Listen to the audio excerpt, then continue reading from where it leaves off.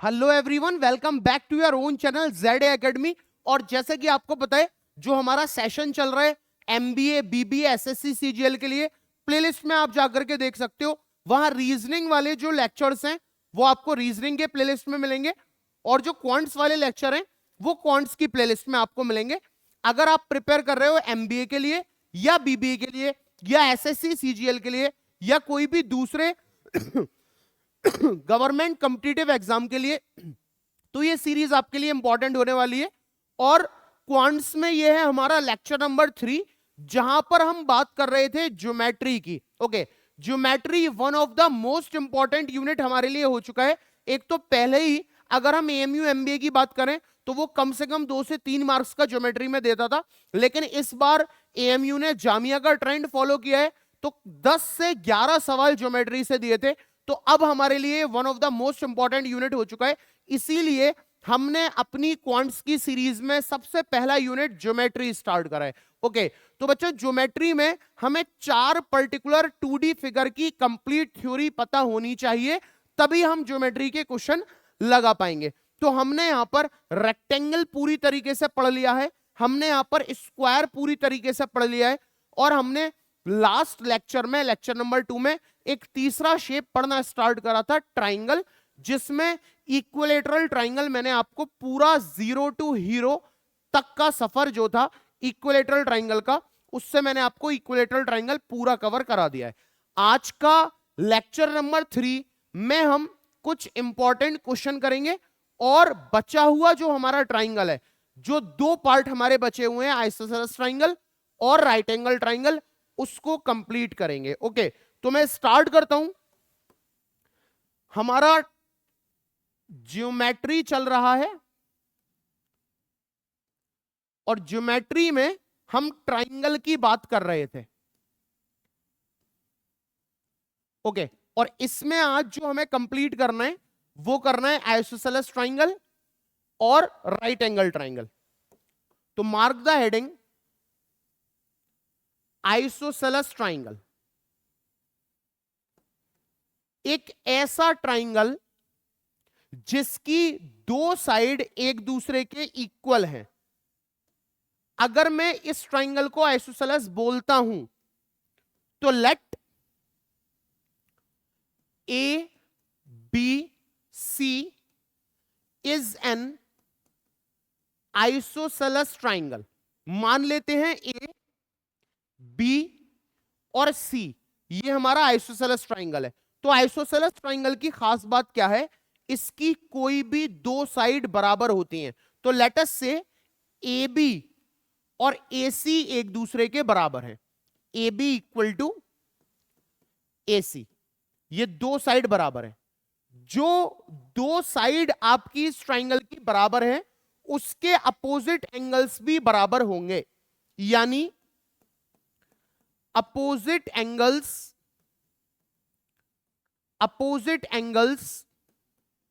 of the equal sides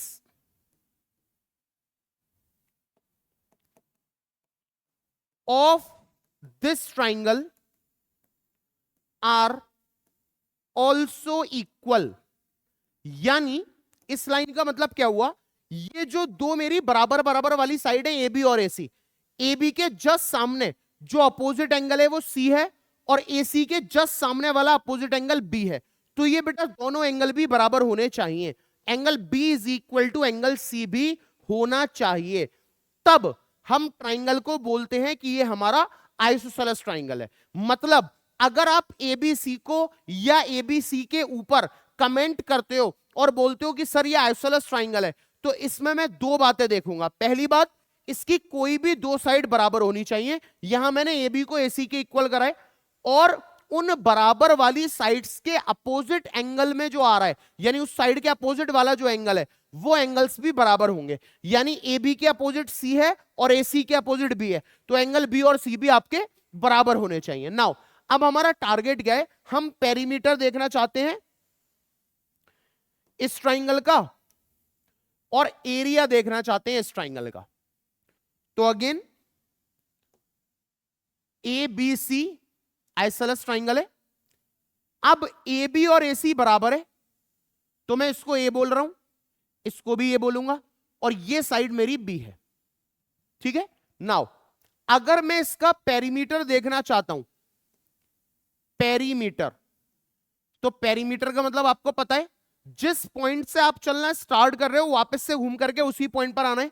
ए से चलना start करा, ए से बी तक आया, देन बी से C, and then C to A. Okay, again आप अगर ऑब्जर्व करो तो ए बी ए है, बी सी बी है, और सी ए है। ए और A 2a, 2a plus B, this is the perimeter of the isosceles triangle. ये हमारा आइसोसेलेस ट्राइंगल का पेरीमीटर होगा। नाउ अब बात करते हैं इस ट्राइंगल का एरिया निकालने की। ओके, एरिया कैसे देखें? Area of N isosceles triangle. Okay, area देखना है तो मैं इस ट्राइंगल में एक हाइट मुझे लेनी है। Let AD will be the height of triangle ABC। मैंने मान लिया कि मेरे पास AD है और ये जो AD है वो इस ABC ट्राइंगल की हाइट है। AD को मैंने क्या मान लिया? ये मेरी इस पर्टिकुलर ट्राइंगल की हाइट है। नाउ मैंने इक्विलेटरल ट्राइंगल में एक प्रॉपर्टी आपको पढ़ाई थी कि इक्विलेटरल ट्राइंगल की जो हाइट होती है वही उसका मीडियन होता है, वही उसका एंगल बाइसेक्टर होता है, वही उसका परपेंडिकुलर बाइसेक्टर होता है। बट आइसोसेलेस ट्राइंगल में, आइसोसेलेस ट्राइंगल की एक प्रॉपर्टी है कि आइसोसेलेस ट्राइंगल की जो हाइट होगी play the role of median also. यानी इक्विलेटरल ट्राइंगल में तो height, median, angle bisector, perpendicular bisector सब होता है, बट आइसोसेलेस ट्राइंगल में हाइट मीडियन का रोल प्ले करती है। यानी जो हाइट होगी वही उस ट्राइंगल की मीडियन होगी। तो आपने यहां पर एडी को हाइट डाला था, यानी एडी इज ऑल्सो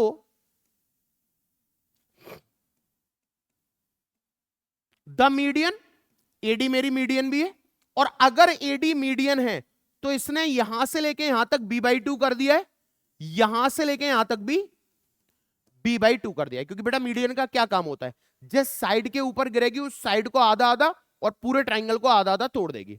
परफेक्ट। अब हमारा टारगेट है हम एडी निकालें, तो आप कोई भी ट्राइंगल ले लो। Observe triangle ADB is a right angle triangle,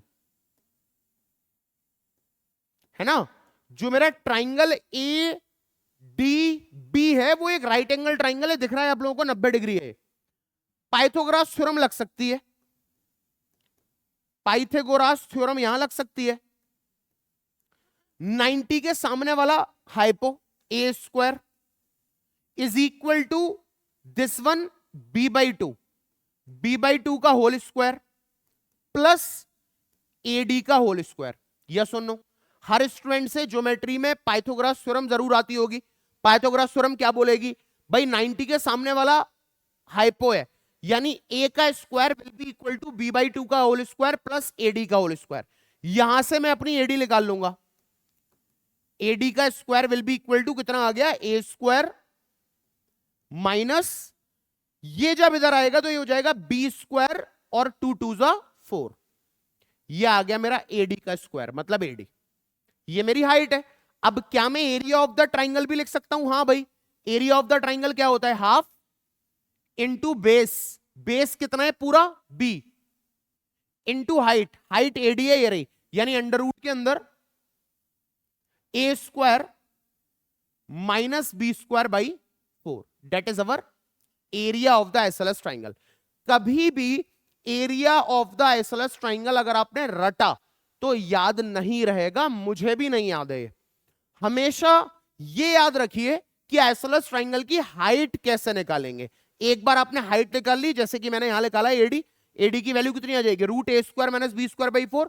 उस हाइट का यूज कर लीजिए ट्राइंगल के जनरल फॉर्मूले में, that is half into base into height. तो बेस ट्राइंगल का कितना है बी, तो मैंने बेस की जगह बी रख दिया, और हाइट एडी है, एडी की जगह मैंने अंडर रूट के अंदर A square minus B square by 4 रख दिया। तो ये कंप्लीट थ्योरी है हमारी आइसोसेलेस ट्राइंगल की। इसके बाद हम राइट एंगल ट्राइंगल पर और आते हैं, उसके बाद कुछ क्वेश्चन करेंगे और हमारा ट्राइंगल चैप्टर खत्म। Please note, you can take the screenshot.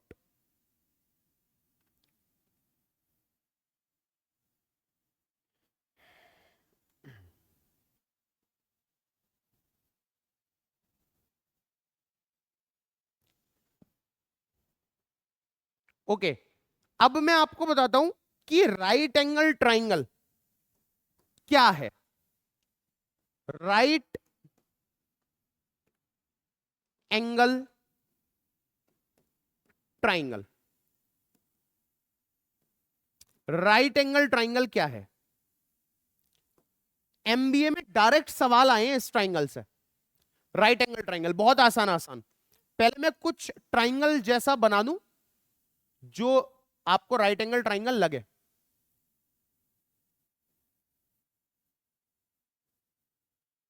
A B सी, ठीक है, तो मान लेते हैं एबीसी, या हमारे पास शेप्स में होना चाहिए, वैसे है, चलो शेप ले लेते हैं। ये होता है बेटा right angle triangle. Let triangle का नाम ए बी और सी। इसको राइट एंगल बोलने की वजह यह है, इसका ये एंगल बी 90 डिग्री है ना। इसके बारे में आप क्या जानते हो? इसमें एक तो आपका एंगल बी 90 डिग्री है। दूसरी बात, इस 90 डिग्री के जस्ट सामने जो साइड होती है ये फिक्स साइड होती है, और इसको हम हाइपो बोलते हैं, हाइपोटेनस। ठीक है, यानी इस ट्राइंगल में एसी हाइपो है। एक डाउट मैं आपका दूर करता हूं, मोस्टली लोगों को लगता है, मुझे भी बहुत टाइम के बाद, यानी स्टूडेंट लाइफ में क्लियर नहीं हुआ था। मुझे ऐसा लगता था कि भाई ये एसी जो है हाइपो, ये तो फिक्स है। अब मैं सोचता था बीसी बेस है और ए बी परपेंडिकुलर है, लेकिन ऐसा नहीं है। आप चाहो तो आप बीसी को बेस बोलो, या आप चाहो तो आप ए बी को बेस बोलो। बेस और परपेंडिकुलर फिक्स नहीं होते, सिर्फ और सिर्फ हाइपोटेनस फिक्स होती है। मेरा कहने का मतलब है कि अगर आप इस बीसी को बोलोगे ना, ये बीसी क्या है, तो आप इसे बेस भी बोल सकते हो और आप इसे परपेंडिकुलर भी बोल सकते हो। आप ए बी पूछोगे क्या है, तो अगर आपने बीसी को बेस बोला तो ये परपेंडिकुलर है, और अगर आपने बीसी को परपेंडिकुलर बोला तो ये बेस है। कुल मिला के बात यह है कि एक राइट एंगल ट्राइंगल में परपेंडिकुलर और बेस फिक्स नहीं होते। आप बीसी को बेस बोलो तो भी ठीक है, आप बीसी को परपेंडिकुलर बोलो तो भी ठीक है, आप ए बी को बेस बोलो तो भी ठीक है, आप ए बी को परपेंडिकुलर बोलो तो भी ठीक है। बट 90 डिग्री वाले एंगल के सामने वाली जो साइड है एसी, उसको अपनी मर्जी से नेमिंग नहीं कर सकते। वो 90 के सामने वाली साइड हाइपो ही होती है। ओके, नाउ इस ट्राइंगल का एरिया बड़ा ही जनरल होता है। आप half into base into height, ये जनरल फॉर्मूला लगाओगे और आपके पास इस ट्राइंगल का एरिया निकल के आ जाएगा, half into base into height. Right angle triangle वाहिद एक ऐसे ट्राइंगल होते हैं जिसमें आप पाइथागोरस थ्योरम लगा सकते हो, जिसमें आप पाइथागोरस थ्योरम लगा सकते हैं। किसी भी स्टूडेंट की क्वांट्स और मैथ्स कितनी भी वीक क्यों ना हो, लेकिन ऐसा शायद ही कोई स्टूडेंट होगा जिसने पाइथागोरस थ्योरम ना सुना हो या वो पाइथागोरस थ्योरम के बारे में ना जानता हो। बहुत आसान सी थ्योरम होती है भाई। क्या बोलती है, जैसे अगर ये ट्राइंगल है तो 90 के सामने हाइपो, तो जो हाइपो का स्क्वायर होगा, हाइपो का square, that will be equal to base का स्क्वायर प्लस परपेंडिकुलर का स्क्वायर। बेस का स्क्वायर प्लस परपेंडिकुलर का स्क्वायर। ये एक ऐसी थ्योरम है जो बच्चों को रटी हुई होती है। H square is equal to A square plus B square बोलते हैं कुछ बच्चे, मतलब यही है। ठीक है, जैसे इस ट्राइंगल में जो हाइपो है वो कौन है, एसी, यानी जो एसी का स्क्वायर होगा वो बीसी का स्क्वायर प्लस ए बी के स्क्वायर के बराबर होगा। तो बच्चों हर राइट एंगल ट्राइंगल में पाइथागोरस थ्योरम अप्लाई होनी चाहिए। अगर किसी राइट एंगल ट्राइंगल में या किसी ऐसे ट्राइंगल में जो आपको सिर्फ लग रहा है राइट एंगल है, आपको चेक करना है राइट एंगल होगा या नहीं होगा, तो आप उसमें पाइथागोरस थ्योरम लगा के देखो। अगर हाइपो का स्क्वायर बराबर आ जाता है बेस का स्क्वायर प्लस परपेंडिकुलर स्क्वायर के, तो आप कमेंट कर दोगे कि सर ये आपका राइट एंगल ट्राइंगल है, अदरवाइज ये राइट एंगल ट्राइंगल नहीं है। ओके, अब एमबीए एसएससी सीजीएल, चाहे आप एसएससी सीजीएल का पेपर दे रहे हो या आप कोई अदर गवर्नमेंट एग्जाम देते हो, तो उसमें हमारे पास कुछ इंपॉर्टेंट पाइथागोरस ट्रिपलेट हैं। पाइथागोरस ट्रिपलेट, कुछ इंपॉर्टेंट पाइथागोरस ट्रिपलेट है हमारे पास, ठीक है। वो इंपॉर्टेंट पाइथागोरस ट्रिपलेट हमें याद होनी चाहिए। लगभग इंपॉर्टेंट तो 3 है, लेकिन बेहतर यह है कि आप 5 याद कर लेते हो, ठीक है।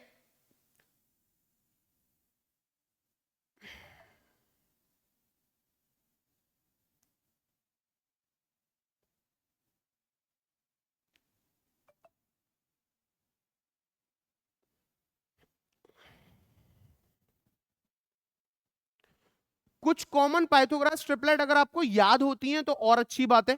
जैसे बहुत कॉमन पाइथागोरस ट्रिपलेट एक ये है, 3 4 5, दूसरी 5 12 13, तीसरी 7 24 25 एंड सो ऑन। ऐसी आपको हजारियों पाइथागोरस ट्रिपलेट मिल सकती हैं, लेकिन जहां से एग्जाम में क्वेश्चन आता है वो 3 4 5, 5 12 13, 7 24 25 है। और भी हैं इसके अलावा, जैसे 8 15 17 11 60 61, 8 15 17, 8 15 17 11 60 61 भी है, लेकिन मुझे नहीं लगता वो आपके सिलेबस के हिसाब से इतने इंपॉर्टेंट है। ये 4 कर लोगे तो काफी है। ये 4 ट्रिपलेट आपको याद होनी चाहिए, ठीक है। मतलब क्या है इसका, आप किसी को भी उठा के देखो ये राइट एंगल ट्राइंगल बना रहा है। जैसे 3 4 5 है, तो 3 4 5 में सबसे बड़ी साइड 5 है, तो 5 कोई भी 3 कोई भी 4, आप इसे 3 बोलोगे तो ये 4 है। ये हो गई आपकी पाइथागोरस ट्रिपलेट। क्यों 3 4 5 को पाइथागोरस ट्रिपलेट बोल रहे हैं? क्योंकि ये पाइथागोरस थ्योरम को फॉलो कर रहा है। चेक कर लो, 5 का स्क्वायर करोगे कितना आएगा? 25। 3 का स्क्वायर करोगे कितना आएगा? 9। 4 का स्क्वायर करोगे कितना आएगा? 16। 16 और 9 जोड़ के देख लो, 25 आ रहा है ना। इसी तरीके से 5 12 13, 5 12 13, तो 13 सबसे बड़ी साइड है, हाइपो हो गया। कोई भी 5 कोई भी 12, इसे 5 बोल रहे हो तो ये 12।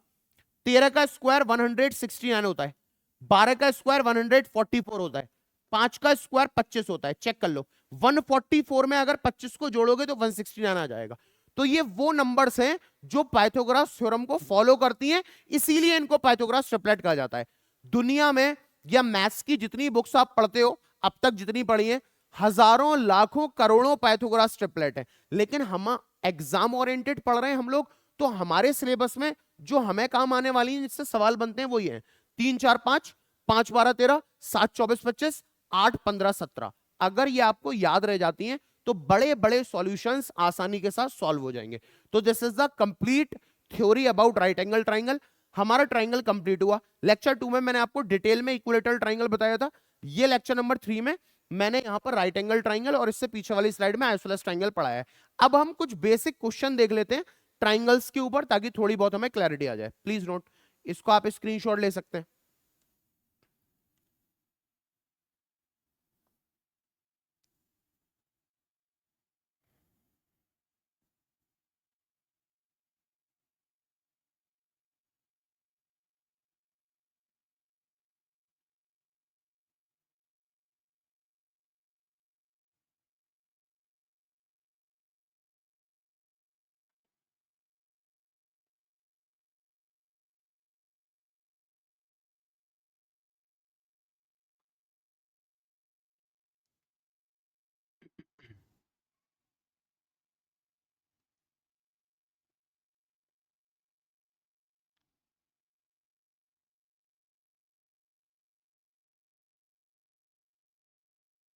ओके, तो let us move on some important questions based on triangle, rectangle and square. Question number 1.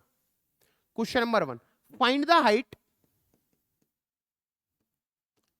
Find the height, comma perimeter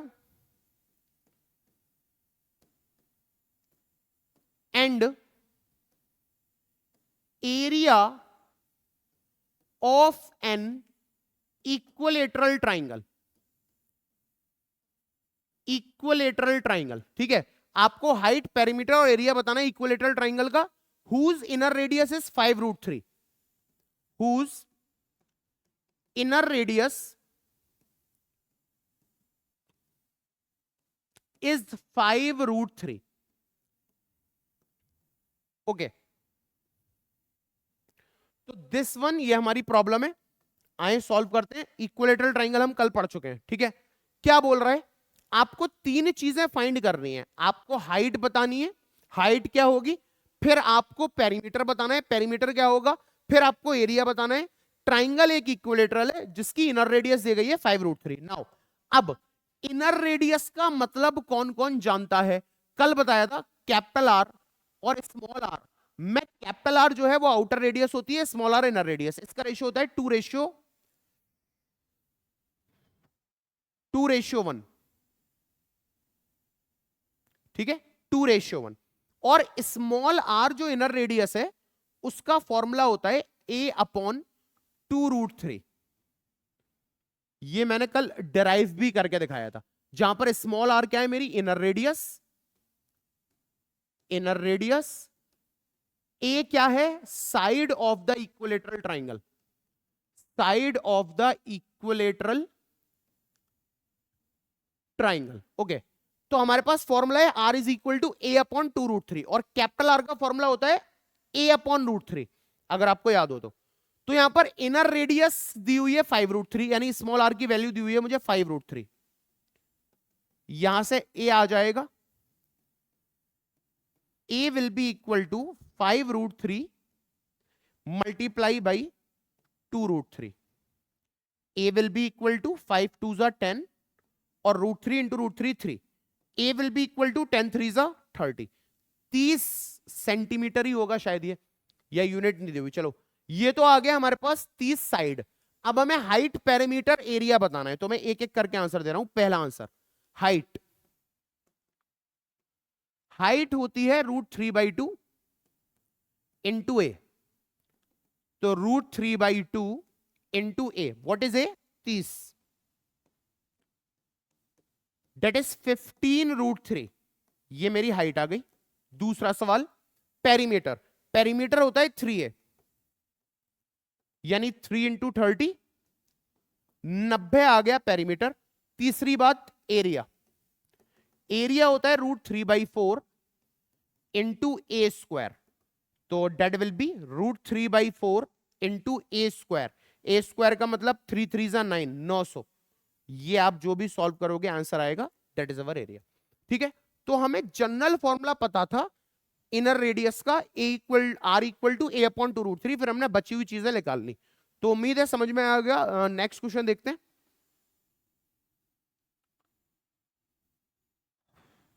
अब अगर क्वेश्चन इससे उल्टा पूछ ले, जैसे the area of the equilateral triangle is 50√3, the area of the equilateral triangle is 50√3, the area of the equilateral triangle is 50√3। सवाल में आपको एरिया ऑलरेडी दिया हुआ है कि एरिया इक्विलेटरल ट्राइंगल का 50√3 है। Find the height, perimeter, inner radius, outer radius and area of the inner circle. ओहो, find the height, find the height comma perimeter, find the height comma perimeter, और क्या था, find the height comma perimeter comma inner radius, outer radius comma inner radius comma outer radius and area of inner circle. बहुत लंबा चौड़ा question मत समझना, ऐसा समझो, ऐसा समझो 5 सवाल एक साथ दिए हुए हैं। अगर आप एमबीए का पेपर लिखने बैठ रहे हो या एसएससी सीजीएल का पेपर लिखने बैठ रहे हो तो आपको एक चीज पूछेगा, जैसे दे दिया area of the equilateral triangle दिया हुआ है, फाइंड द हाइट ऑप्शन दे दिए, या फिर फाइंड द पेरीमीटर ऑप्शन दे दिए, या फिर फाइंड द इनर रेडियस, या फिर फाइंड द आउटर रेडियस, या फिर find the area of the inner circle, या ये भी बोल सकता है find the area of the outer circle, कुछ भी पूछ सकता है। तो नॉलेज पूरी होनी चाहिए हमें। Let us start. तो यहां से हम स्टार्ट कर रहे हैं सॉल्यूशन।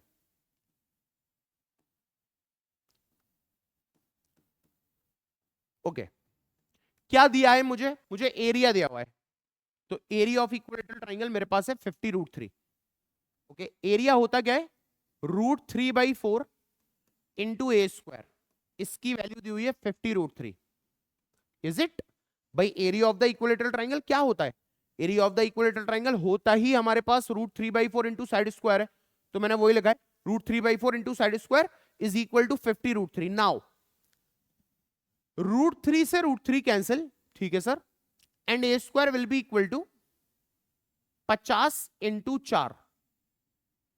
ठीक है, देखो आंसर हमारा जो है स्क्वायर रूट तो परफेक्ट पॉसिबल नहीं है, तो मैं कैसे कर रहा हूं? A will be equal to under root के अंदर 50 into 4, A will be equal to 4 तो होता है हमारा किसका? 2 का, 2 2 जा 4, 50 किसी का नहीं होता, तो मैं 50 को क्या लिख रहा हूं? 5 1 जा 5 0, 5 2 जा 10, 2 1 जा 2, तो 5 का तो पेयर बन गया, तो इसको तो 5 बोलूंगा। 2 का नहीं बना, इसको √2 बोलूंगा, यानी 2 इंटू 5√2। उम्मीद है समझ में आ रहा होगा मैंने क्या किया। भैया √4 का तो मुझे पता है 2 है, 50 का मतलब है 5√2 इंटू 5√2, तो ए विल बी इक्वल टू 5 2 जा 10, 10√2। ये मेरा ए आ गया, साइड आ गई। ठीक है, तो अब मैं आंसर दे रहा हूं पहला। पहला मुझसे पूछ रहा है भाई height of the equilateral triangle बतानी है। हाइट का फॉर्मूला होता है √3/2 इंटू ए, तो साइड तो आ गई मेरे पास 10√2, यानी √3/2 इंटू 10√2, 10√2। समझ में आ रही है ना बात? हाइट √3/2 इंटू ए कितना है? 10√2, वहां लगा दिया, तो दिस विल बिकम 2 5 जा 10, तो 5 से तो कोई मतलब नहीं अंडर रूट के अंदर, 3 2 जा 6, 5√6, ये आ गई मेरे पास हाइट। दूसरी बात, पेरीमीटर। पेरीमीटर होता है 3 इंटू ए, यानी 3 इंटू व्हाट इज ए? 10√2, 3 10 जा 30√2। ठीक है, तीसरी बात इनर रेडियस मतलब स्मॉल आर, a/2√3। ओके, ए कितना है? 10√2, तो ए की जगह लगा दिया मैंने 10√2 अपॉन 2√3, 2 5 जा 10, 5√2 अपॉन √3। आप चाहो तो इसको रेशनलाइज कर सकते हो, चलो मैं कर देता हूं, इंटू √3 इंटू √3। ठीक है, तो √3 इंटू √3 3 हो गया, 5/3 तो ये आ गया। समझना बात, √3 इंटू √3 3, 5/3 आ गया, और ये दोनों मल्टीप्लाई हो गए, 3 2 जा 6, √6, 5√6/3। सही है। चौथा बात, कैपिटल आर। कैपिटल आर होता है a/√3, a/√3 का मतलब 10√2 अपॉन √3 इंटू √3 इंटू √3, √3 3, यानी 10/3, 3 2 जा 6, ये आ गया मेरा कैपिटल आर। अब area of the inner circle पूछ रहा है, area of the inner circle 5। भाई दुनिया का कोई भी सर्कल हो उसका एरिया होता है πr²। कॉन्सेप्ट क्या है?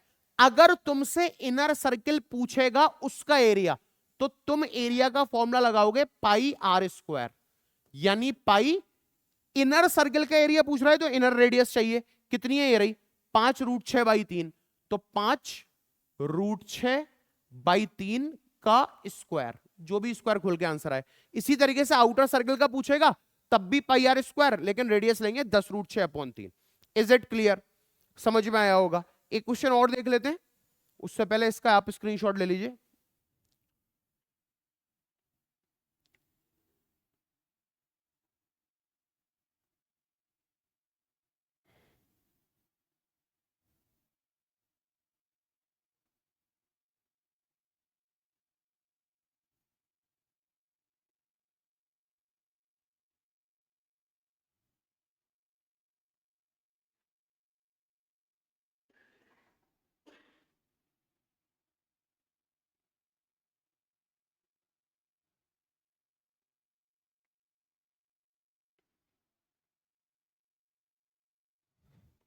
ओके, तो एक रेशियो बेस्ड क्वेश्चन देख लेते हैं नॉर्मल ट्राइंगल का, ठीक है। ओके, तो लेट अस से the perimeter of a triangle is 108 centimeter. The ratio of the sides are 1/3, ratio 1/4, ratio 1/6. Find the largest side of the triangle. Find the largest side of the triangle. बहुत पूछा जाने वाला सवाल है इस तरीके का। अब इसमें प्रॉब्लम क्या है? पहली प्रॉब्लम, बच्चा सोचता है कि कौन से तरीके का ट्राइंगल है ये तो पता ही नहीं, इक्विलेटरल के फॉर्मूले लगाऊं, आइसोसेलेस के लगाऊं, तो भाई कोई इशू नहीं है। आप ये देखो पेरीमीटर दिया हुआ है, पेरीमीटर क्या होता है? जिस पॉइंट से चलना स्टार्ट करा उसी पॉइंट पर आ जाना, है ना। ओके, तो मैं आपको ऐसे समझाता हूं। मान लो ये ट्राइंगल है, हमें ये नहीं पता कौन सा है, ये कोई सा भी हो सकता है, ठीक है। आइसोसेलेस, इक्विलेटरल कोई भी हो सकता है, इक्विलेटरल तो नहीं हो सकता, अलग अलग है ना। तो पेरीमीटर 108 है। पेरीमीटर का मतलब है सम ऑफ ऑल साइड, वो 108 है, ठीक है। रेशियो ऑफ द साइड्स दिया हुआ है। सबसे पहली और जरूरी बात, हमें कभी भी साइड्स का रेशियो फ्रैक्शनल वैल्यूज में नहीं चाहिए होता। कभी भी साइड्स का रेशियो फ्रैक्शनल वैल्यूज में नहीं चाहिए होता। हमें कैसा रेशियो पसंद है? जैसे ये होता 3:4:6, ये होता 7:8:9, वो मुझे पसंद है। क्या नहीं पसंद? फ्रैक्शनल वैल्यू नहीं पसंद। 1/3, 1/4, 1/6 ऐसा नहीं दिखना चाहिए। अगर ऐसा दिख रहा है तो पहले आप उसको कन्वर्ट करो नॉर्मल में। ओके, तो मेरे पास साइड्स का रेशियो है 1/3, रेशियो 1/4, रेशियो 1/6। साइड्स का मतलब समझ रहे हो ना, इनका ratio A B, ratio B C, ratio A C. ये मुझे पसंद नहीं है, मुझे पसंद है ऐसा 7:8:9, 3:4:5। तो क्या करें? इन डेनोमिनेटर्स के एलसीएम से मल्टीप्लाई करा दो। डेनोमिनेटर के एलसीएम से मल्टीप्लाई करा दो।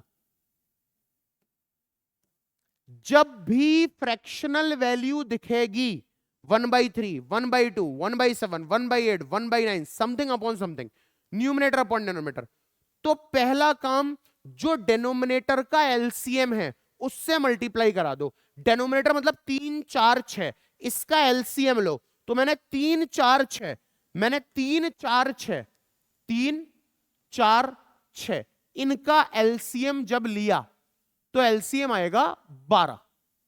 भाई एलसीएम लेना सबको आता है, एलसीएम आएगा 12, ठीक है। अब 12 से इसको मल्टीप्लाई करा दो, कराओ 12 से मल्टीप्लाई। 1/3 को 12 से मल्टीप्लाई कराओगे तो 3 4 12, 4 आ गया। 1/4 को 12 से मल्टीप्लाई कराओगे तो 4 3 12, 3 आ गया। 1/6 को 12 से कराओगे तो 6 2 12, 2 आ गया।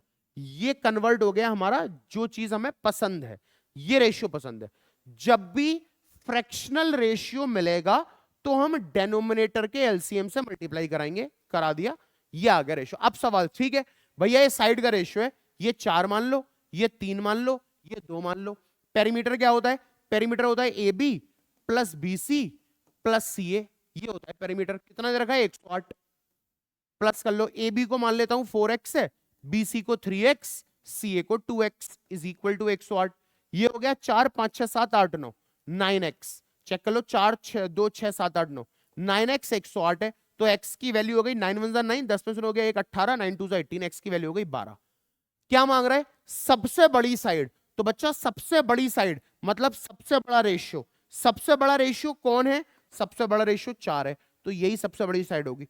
4 इंटू 12 यानी 4 2 8 4 1 4 48 centimetre is the longest side of the triangle. सबसे छोटी पूछता तो 2 इंटू 12 24। ठीक है, तो उम्मीद करता हूं आपको ट्राइंगल अच्छे से समझ में आ गया है। लेक्चर नंबर 4 में क्वांट्स के अब हम लेकर के आएंगे अपना last 2D figure, last 2D shape that is circle. और अगर आपको इन शेप्स के जैसे रेक्टेंगल, स्क्वायर, ट्राइंगल के क्वेश्चंस भी करने हैं तो आप कमेंट सेक्शन में बता सकते हैं कि क्वेश्चंस भी लगवाइए तो मैं वो भी लगवा दूंगा। इसके अलावा हमारे सारे बैचेस, ऑल दी बैचेस, सारे बैचेस स्टार्ट हो रहे हैं,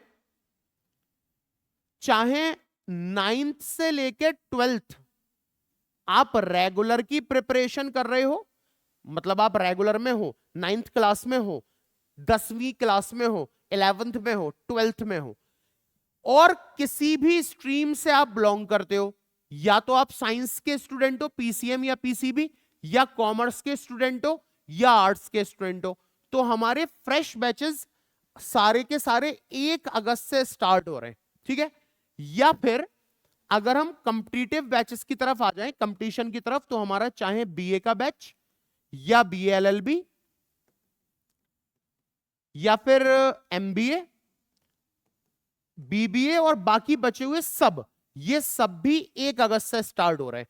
तो एमबीए के बारे में बता दूं, पहला बैच है एमबीए 1.0। एमबीए के बारे में इस वजह से बता रहा हूं क्योंकि जो मटेरियल है वो खास एमबीए के लिए। ओके, तो एमबीए 1.0 1 अगस्त से स्टार्ट हो रहा है, जिसमें आप अपने आप को रजिस्टर करा सकते हो। एडमिशन ओपन हो चुके हैं। चाहे तो आप ऑफलाइन बैच परचेस कर सकते हो, ऑफलाइन क्लासेस अटेंड कर सकते हो, या प्ले स्टोर से आप हमारा ऐप ZA एकेडमी डाउनलोड करिए और वहां आप ऑनलाइन क्लासेस कर सकते हैं। बैच परचेस करने के लिए, हमसे कांटेक्ट करने के लिए आप इस नंबर पर हमको रजिस्ट्रेशन करवा सकते हो, या फिर व्हाट्सएप और यूट्यूब नंबर 7661333310, या फिर आप इंस्टाग्राम के थ्रू या यूट्यूब के थ्रू कैसे भी आप हमसे कांटेक्ट कर सकते हो और अपने आप को रजिस्टर करा सकते हो। तो अगर वीडियो पसंद आई हो तो इसको लाइक कीजिएगा, चैनल को सब्सक्राइब कीजिएगा और जितना ज्यादा हो सके उतना ज्यादा शेयर कीजिएगा। Thank you very much.